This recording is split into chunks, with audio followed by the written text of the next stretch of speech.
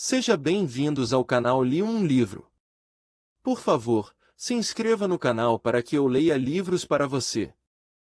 Curta os vídeos. Não esqueça de deixar seu comentário, ele é sempre bem-vindo. Boa leitura. Capítulo 1. Na tarde dourada, já as colinas, sob o avião, iam cavando seu rasto de sombra.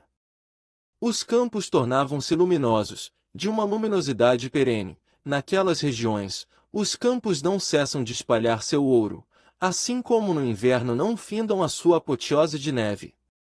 E o piloto Fabien, conduzindo, do extremo sul para Buenos Aires, o correio da Patagônia, reconhecia a aproximação da noite pelos mesmos sinais das águas de um porto, aquela calina, as pregas tênues esboçadas por nuvens tranquilas. Entrava numa enseada vasta e feliz. Perante tão profunda calma, Fabien poderia também julgar-se em longo passeio, como um pastor. Os pastores da Patagônia vão, sem pressa, de um rebanho a outro. Ele ia de uma cidade a outra. Era o pastor das pequenas cidades. De 2 em 2 horas encontrava uma, aplacando a sede à beira de um rio ou ruminando no meio do seu campo. Por vezes, após 100 quilômetros de charnecas mais despovoadas do que o mar, Fabien cruzava com uma herdade perdida, que parecia arrastar consigo, numa onda de prados, uma carga de vidas humanas. Então o piloto saudava esse navio com as asas. San Julián à vista, aterramos dentro de 10 minutos. O radiotelegrafista transmitia a notícia a todos os postos da linha. Num percurso de 1.500 quilômetros, do Estreito de Magalhães até Buenos Aires, sucediam-se escalas semelhantes, mas esta abria-se sobre as fronteiras da noite, como na África, à beira do mistério, se levanta a última aldeia conquistada. O radiotelegrafista deu um papel ao piloto. As tempestades são tantas que os meus auscultadores estão cheios de descargas. Dormiremos em San Julián? Fabien sorriu.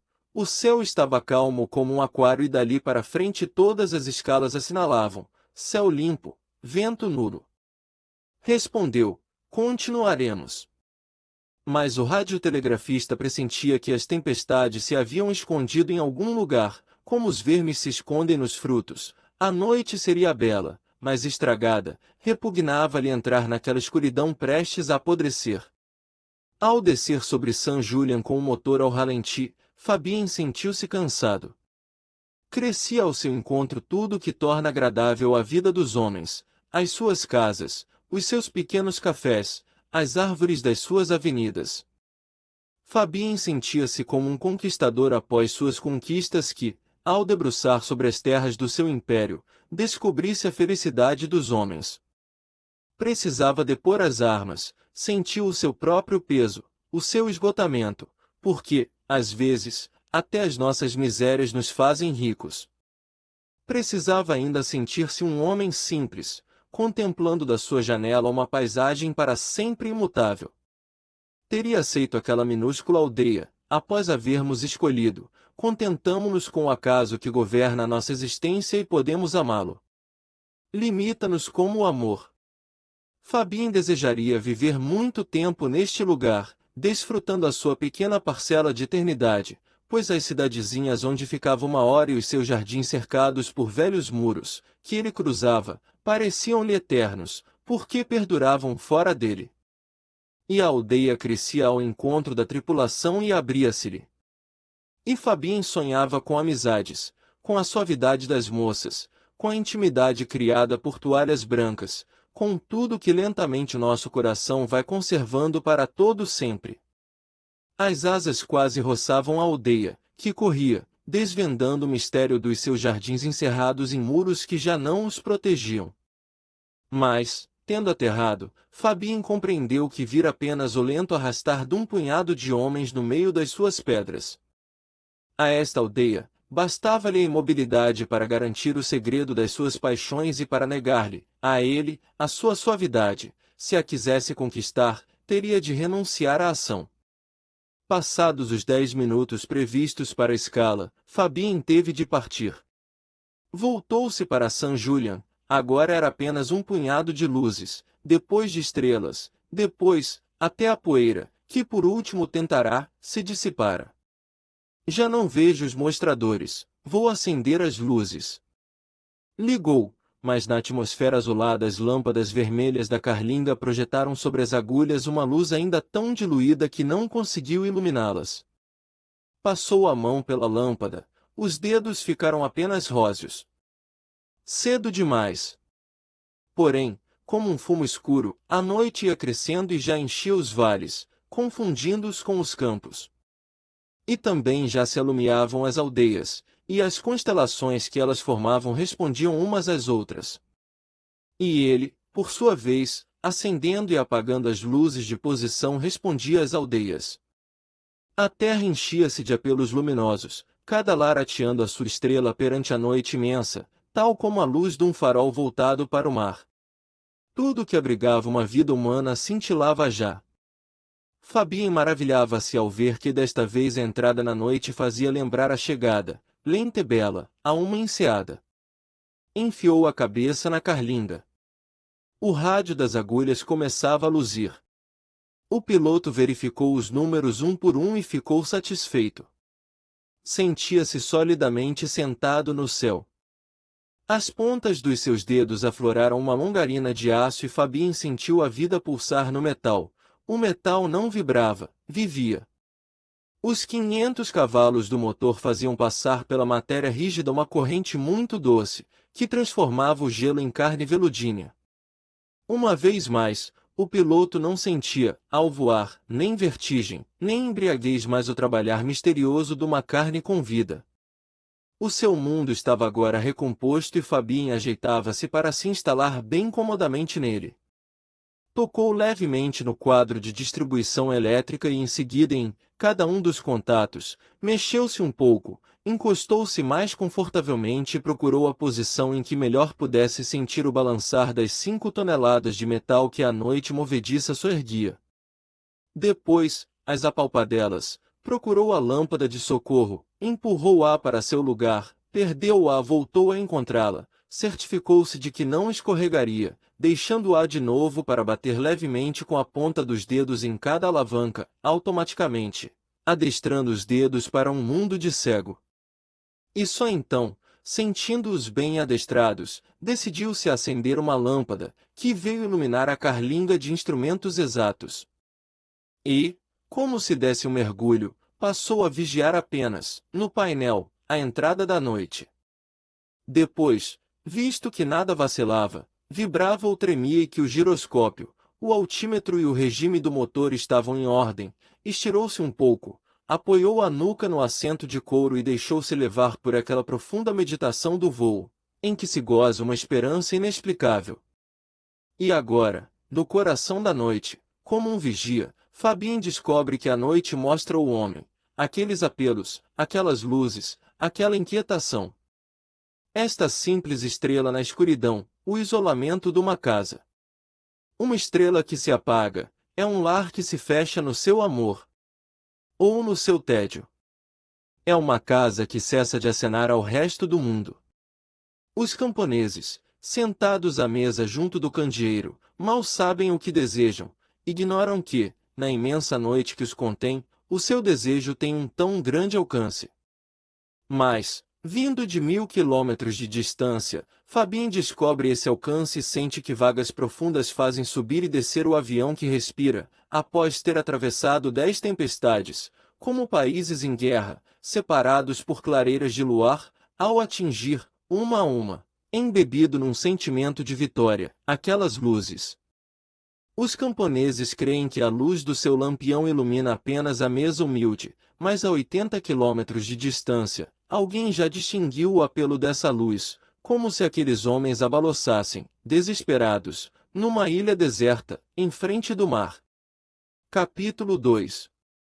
Os 3 aviões postais da Patagônia, do Chile e do Paraguai voltavam assim do sul, do oeste e do norte para Buenos Aires, onde se aguardava sua carga para dar o sinal de partida, por volta da meia-noite, ao avião da Europa.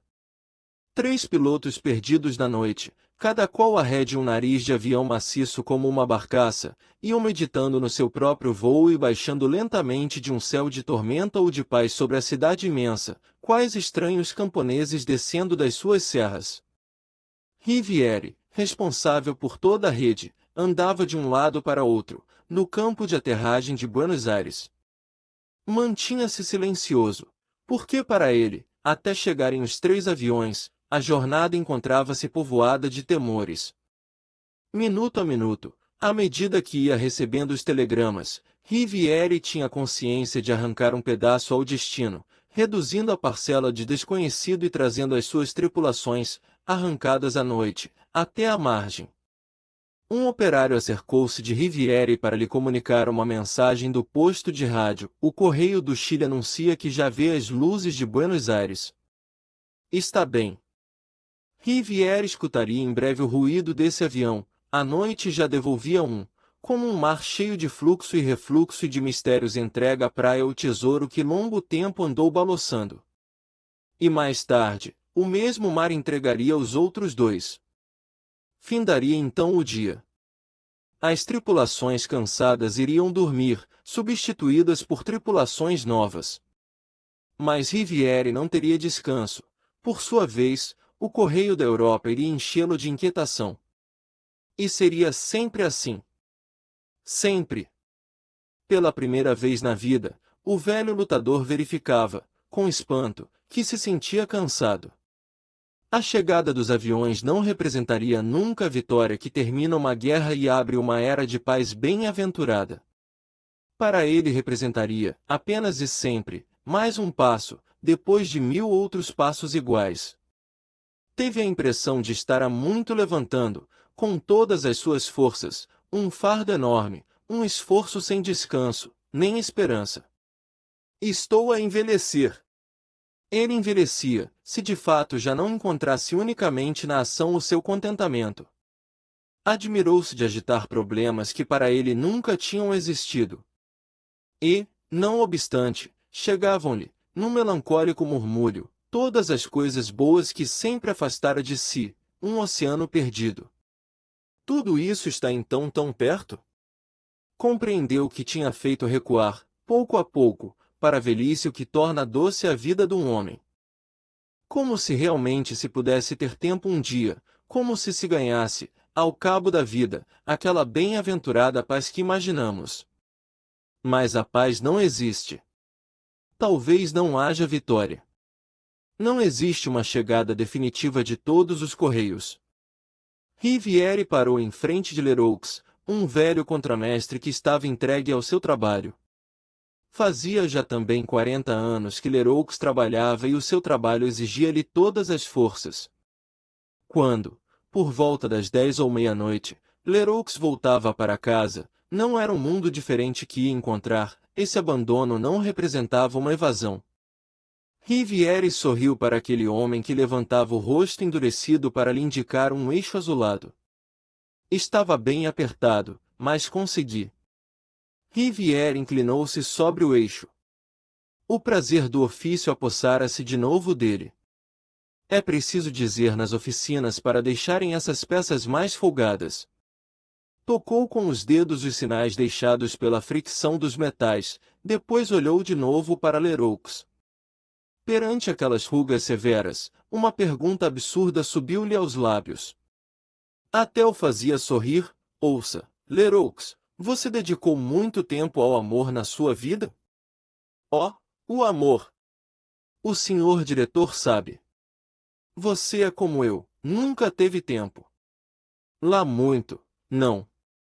Riviere observava o tom da sua voz, a fim de perceber se a resposta era amarga. Não o era.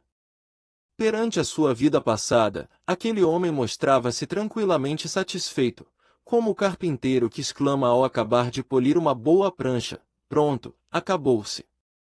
Pronto, pensou Riviere, a minha vida está feita. E afastando as ideias tristes, provenientes do cansaço, dirigiu-se ao hangar, pois já se ouvia roncar o avião do Chile. Capítulo 3. O ruído daquele motor longínquo tornava-se cada vez mais denso. Chegava ao extremo. Acenderam-se as luzes. As lâmpadas vermelhas das balizas descobriram um hangar, postes de TSF, um terreno quadrado. Era a preparação de uma festa. Ei-lo! O avião já fora apanhado pelo facho de projetores. Brilhava como se fosse novo. Mas, quando por fim parou em frente do hangar enquanto os mecânicos e os operários se apressavam para descarregar o correio, o piloto Pellerin não se moveu. Então, o que é que você espera para descer? Entregue algum misterioso trabalho, o piloto não se dignou responder. Provavelmente, escutava ainda o ruído do voo que o trespassava. Abanava lentamente a cabeça e, inclinado para a frente, manipulava não se sabia o que. Por fim voltou-se para os chefes e para os camaradas, e olhou-os, gravemente, como se fossem propriedade sua. Parecia estar a contá-los, a medi-los, a pesá-los e pensava que, sem dúvida, representavam o seu prêmio, assim como aquele hangar em festa, aquele cimento firme, mais longe, aquela cidade com o seu bulício, as suas mulheres e o seu calor segurava aquele povo com suas mãos fortes, como súditos, pois podia tocá-los, ouvi-los e insultá-los. Pensou primeiro em insultá-los por estarem ali tão sossegados, sem receios pelas suas próprias vidas, gozando o luar. Mas foi generoso. Vão pagar-me uma bebida. E desceu. Quis contar a sua viagem, se soubessem, achando, de certo, ter dito o suficiente, foi-se, para despir a jaqueta de couro. No momento em que o carro o transportava a Buenos Aires, em companhia do inspetor Soturno e de Riviere, silencioso, Pellerin sentiu-se entristecer. É uma coisa agradável vermos-nos livres de tudo e proferir umas boas injúrias ao pôr de novo o pé em terra. Que grande alegria! Mas depois, quando nos lembramos, duvidamos nem sabemos de que. A luta no meio do ciclone era, ao menos, uma coisa real, uma coisa limpa ao contrário do semblante das coisas, daquele semblante que elas tomam quando se julgam sós. Pellerin pensava, é tal qual uma revolta, semblantes que empalidecem apenas um pouco, mas que se transformam completamente. Fez um esforço para se recordar. Transpunha, tranquilo, a cordilheira dos Andes. As neves hibernais pesavam sobre ela com toda a sua paz. As neves hibernais tinham imposto a paz àquela massa, como os séculos a impõem aos castelos abandonados. Numa área de 200 quilômetros, nenhum homem mais, nenhum sopro de vida, nenhum esforço. Só arestas verticais, que as asas roçam a 6.000 metros de altitude, e mantos de pedra, cortados a pique, e uma extraordinária e imensa tranquilidade. Foi nas imediações do Pico Tupungato. Refletiu. Foi realmente nessas paragens que ele assistiu a um milagre. Porque nos primeiros momentos não viu nada, sentindo-se apenas contrafeito, como alguém que se julgasse só, já não o estivesse e se sentisse vigiado. Viu-se, demasiado tarde sem perceber bem como, envolto numa onda de cólera. Era isso. Donde proviria ela? Como percebia que a cólera escorria das pedras e da neve?